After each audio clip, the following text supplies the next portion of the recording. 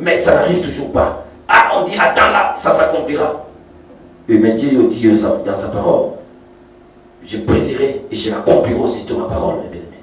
Tout est dans la parole de Dieu. On te donne des faux espoirs, des fausses paroles de connaissance, des fausses paroles de prophétie, parce que vous vous confiez trop aux paroles de connaissance. Vous vous confiez trop aux prophéties. C'est pourquoi, et il commence à vous manipuler, à vous dominer, parce qu'il suit seulement ces prophéties-là. Une église ne peut pas se confier aux prophéties, ne peut pas se confier aux paroles de connaissance. On se confie à la parole de Dieu. Regardez dans la Bible, le Seigneur, il est le maître des prophéties, il est le maître des paroles de connaissance. Mais la Bible déclare, le Seigneur enseignait à ses disciples la voix du Seigneur. Il enseignait, mes bien-aimés. La parole de Dieu, c'est l'enseignement. Les prophéties, les paroles de connaissance, ça fait partie, c'est une partie seulement de la parole de Dieu. Confie-toi aux prophéties. Tu vois, on va te retrouver dans Tchani Tchobolo. Tu vas te retrouver dans la perdition, mes bien-aimés. Quand tu te confies, non à la parole de Dieu, mais prophétie aux paroles de connaissance.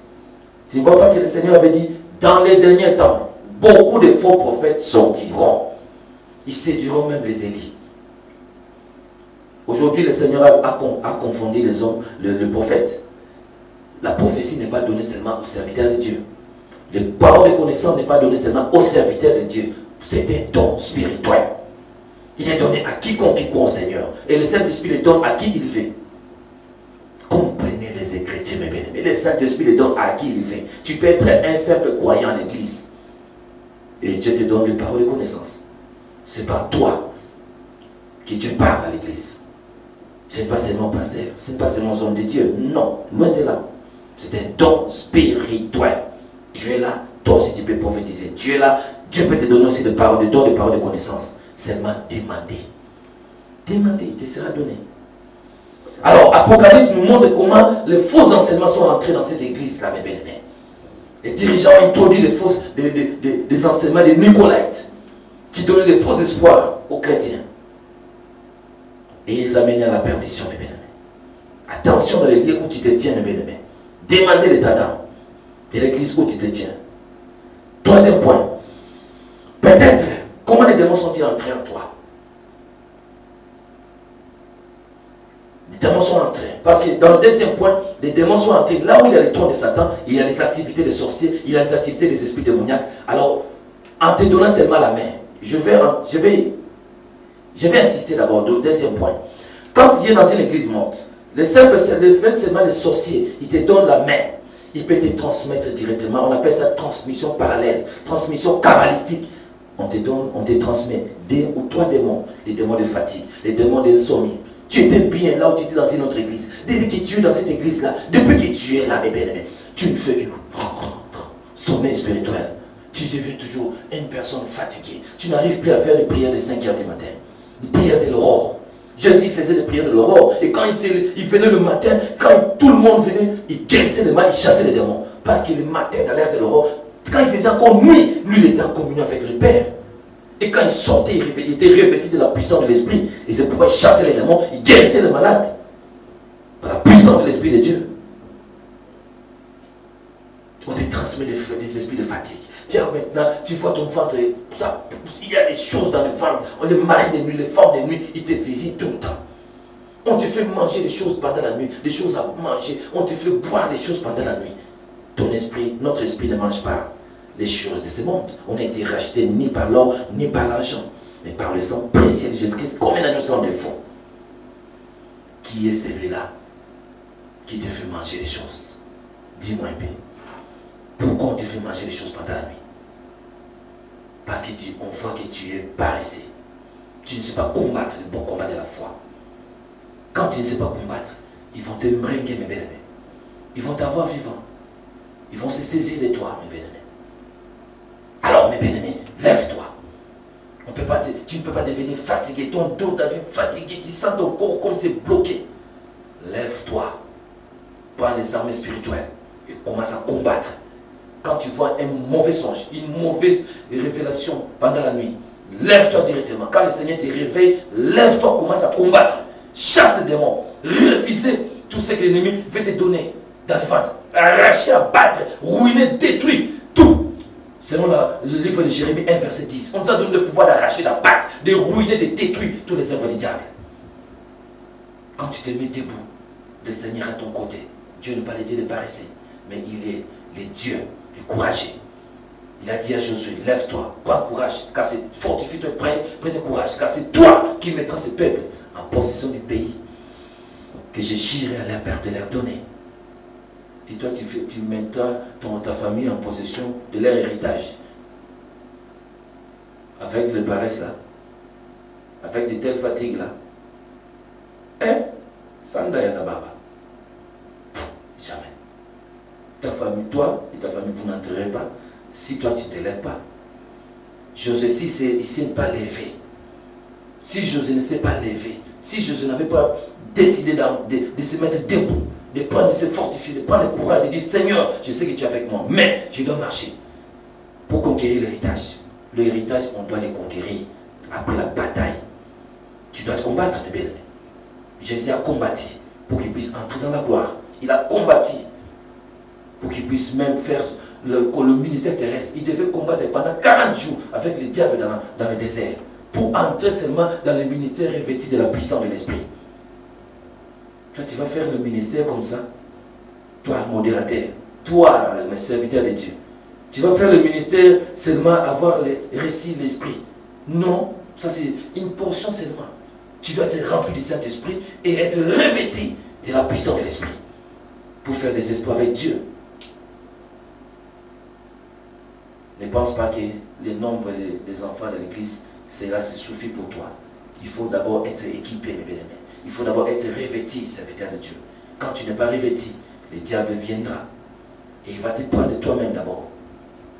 Et après, les autres membres de l'église. Parce qu'on a dit, on frappera les bergers et les brebis se disperseront.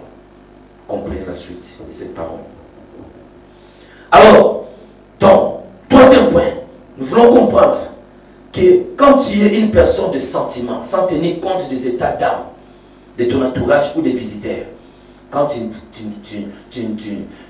as des sentiments, Jésus a dit dans sa parole, désormais tu auras pour ennemi les gens de ta maison. Tu auras pour ennemi les gens de ta maison. Le Seigneur l'a bien dit. Tu auras pour ennemi les gens de ta maison. Celui qui est à ta gauche et à ta droite. Ce sont ceux-là qui vont te combattre. Amen. S'il voit que Dieu veut faire des grandes choses dans ta vie. Ah, il dit non, non, non, mais on était avec lui. Comment lui fait partir? Ah non, non, tu dois rester. Tu ne peux pas partir avec le Seigneur. Non, on arrête. On va t'arrêter, mes bien-aimés. Si tu n'es pas revêtu. Élisée, il voulait arrêter Élie. Non, tu ne partiras pas. Et tu ne partiras pas. Mais comme Élie était revêtu de la puissance de l'esprit, il a dit, tu ne peux pas m'empêcher. Élisée, tu ne peux pas m'empêcher. Je suis revêtu de la puissance. Je dois aller reprendre ce qu'on appelle la couronne de vie au ciel. La dernière bénédiction qui puisse exister, c'est au ciel. Tu ne peux pas m'empêcher. Mais seulement, je te laisse le manteau. Reste avec le manteau. Moi, je dois continuer mon chemin. Je dois continuer. Je dois aller au ciel. Personne, mes bien-aimés, ceux qui sont à gauche, à droite, et ils vont te brinquer. Quand ils vont voir que tu veux avancer avec le Seigneur, quand les choses commencent à exploser dans ta vie, les bénédictions commencent à couler, ceux qui étaient pour toi, ils vont devenir contre toi. C'est tes amis là avec qui tu as des sentiments. Ils vont te changer de face. Toi tu veux aller pour que toi tu sois glorifié, pour que tout le monde te voit, et nous on va rester comme ça. Non. Ils vont commencer à changer. Alors mes bien-aimés, c'est le temps de comprendre la parole du Seigneur. Ne vivez pas avec les sentiments. Quelqu'un vient dans ta maison, tu pries d'abord. Tout est sanctifié par la prière et par la parole de Dieu. Je le laisse entre les mains du Seigneur. Tu pries.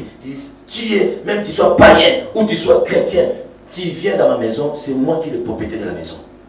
Je vous laisse entre le Seigneur de la maison, Jésus-Christ de Nazareth. Je vous laisse entre ses mains pour que le Seigneur prenne contrôle de lui.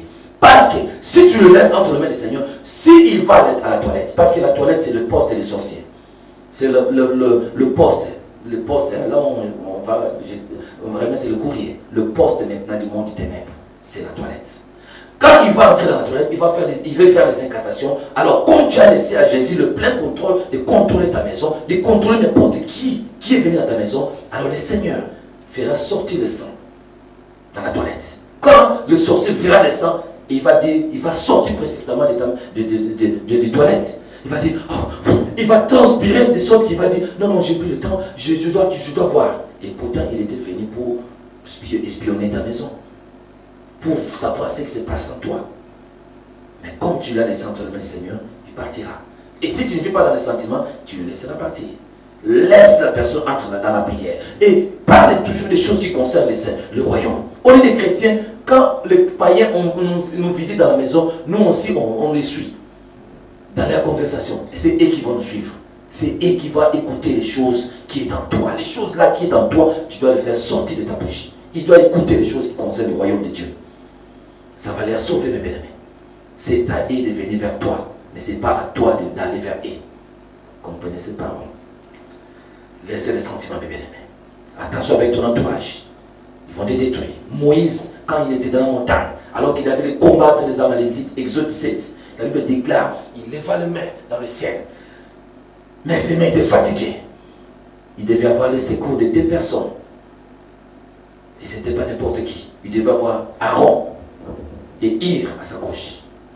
Les 2 personnes qui ont le même état d'âme que lui, c'était eux qui étaient capables de les soutenir.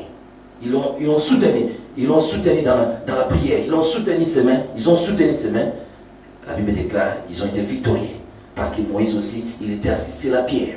La pierre, c'est la pierre angulaire, Jésus-Christ de Nazareth. La pierre qui a rejeté ceux qui bâtissaient est devenue la principale des langues qui peut stabiliser ta vie, mes bien-aimés. Et c'est ce qui fait que Moïse a pu vaincre. L'artisan de ce combat-là n'était pas Josué, qui combattait dans les champs de bataille, mais c'était Moïse, Aaron et Ir. Et c'est parce qu'aussi, il s'était appuyé. Il s'était appuyé sur la pierre. Et c'est parce qu'il y avait le bâton dans sa main, qui était la puissance de l'Esprit de Dieu. Et la pierre, c'était le rocher du salut, Jésus-Christ de Nazareth. Ça, c'est là, tu ne peux pas vaincre. Comprenez les bien-aimés, laissez les sentiments. 4e point. Comment les démons peuvent-ils entrer en toi? Ou dans ta maison? Si tu es un chrétien, tu te dis chrétien, mais tu es ignorant, sans connaissance, et tu es aveugle du monde spirituel. Apocalypse 3, verset 17 à 18 nous montre comment le Seigneur, il parle à cette église-là, qui se disait, qui croyait, qui vraiment, ils avaient tout, ils comprenaient les choses du royaume, ils avaient l'argent, ils avaient Dieu, on ne peut pas l'acheter avec l'argent. L'or et l'argent appartient à notre Dieu. Amen. Donc comprenez mes bien-aimés, on ne peut pas acheter ta relation avec Dieu, avec l'or et l'argent. Il nous a racheté ni par l'or, ni par l'argent, mais par le sang précieux de Jésus-Christ comme un agneau sans défaut. Et la Bible déclare que l'or et l'argent lui appartiennent. Qu'est-ce que toi tu peux? L'or et l'argent lui appartient. Avec quoi tu peux acheter Dieu? Le Dieu que tu donnes, c'est pour ton investissement. C'est pour toi-même. C'est ce que tu sèmes, c'est ce que tu vas mentionner.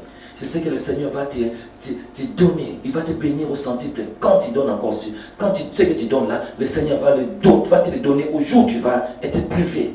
Tu vas avoir des manquements, Dieu va se souvenir dans le livre. Tu vas voir dans le livre de souvenirs, il va te bénir. Parce qu'il voit que tu donnes.